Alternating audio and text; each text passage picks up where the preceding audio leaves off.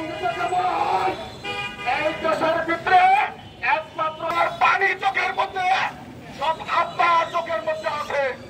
অন্য কোন মানুষের সন্তান মারাই যায় না, সবাই যেন এই দুনিয়ার ভিতরে প্রশাসন এগুলি হচ্ছে আপনারা, প্রশাসন আপনারা বাচ্চাগুলো সীমান্তে তারা টাকা দিয়ে সন্তান ফ্যামিলি চলে, আর আমার গোলাপ আমার সন্তানের উপরে নির্বিচারে বুলেটের গুলি চালায়। এই সাহস থেকে পায়,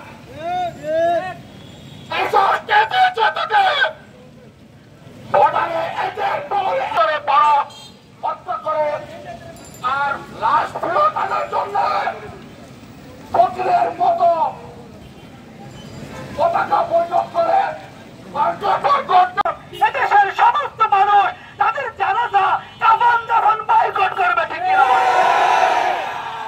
আমাদের অভিভাবক তিনি দেখেছেন আমরা এই চরপাড়ার মোড়ে নেমেছি, তিনি যদি ডাক দেন ময়মনসিংহের সকল ছাত্র সংঘ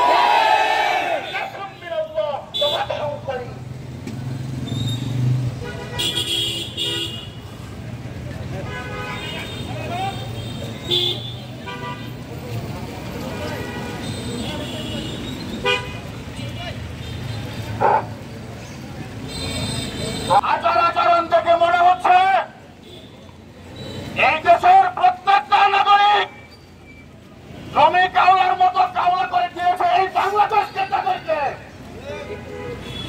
জোরপূর্বক ভাবে আজকে ৫৩ বছর যাবত এই দেশ ইজারাদার নিয়েছেন বাংলার জনগণ, বাংলার ছাত্র জনতা।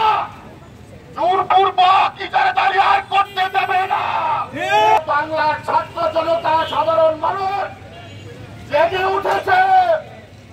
যেই প্রশাসনের বড়াই করেন, এই প্রশাসন দিয়ে বাংলার মানুষ দিয়ে সাধারণ জনগণ দিয়ে আপনি আজকে জেলগুলি গরুর গোহালে পরিণত করেছেন।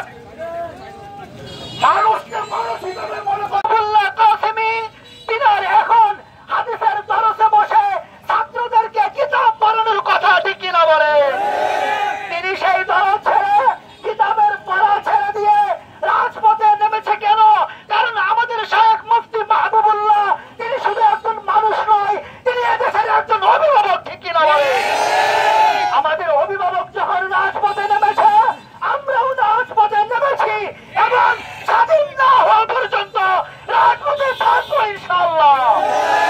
সর্বশেষ আরেকটি কথা বলতে চাই, যে সমস্ত প্রশাসনের ভাইরা আজকে আপনারা নির্দিষ্ট একটা দলের হুকুম পালন করে এদেশের সাধারণ মানুষের বুকে গুলি চালাচ্ছেন, মনে রাখবেন বেশি দূরে নয়, আপনারা এদেশের মানুষের বুকে গুলি চালিয়ে মৃত্যুবরণ করবেন, এদেশের মানুষ আপনাদের জানাজা বয়কট করবে, ঠিক কিনা বলে?